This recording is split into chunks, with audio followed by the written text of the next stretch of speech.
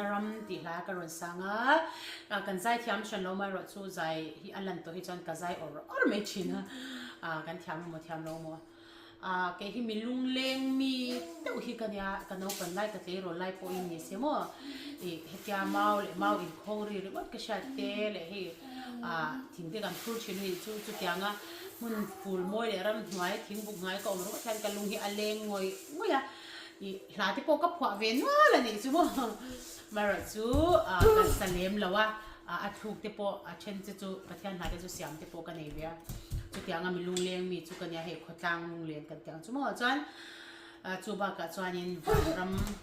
ngai lung len te po hi ka nei na me ma eng ma ni lo ma ela i pathian khongai na awang le o leng ban ram hi i pathir china a chan chu kho vela hian kum hun tur konom lowa har san na te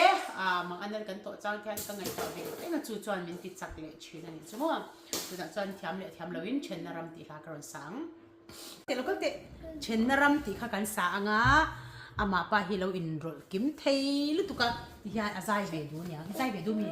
lu ka zai an ro zai lai khanin ring de khan lo zai so la tang te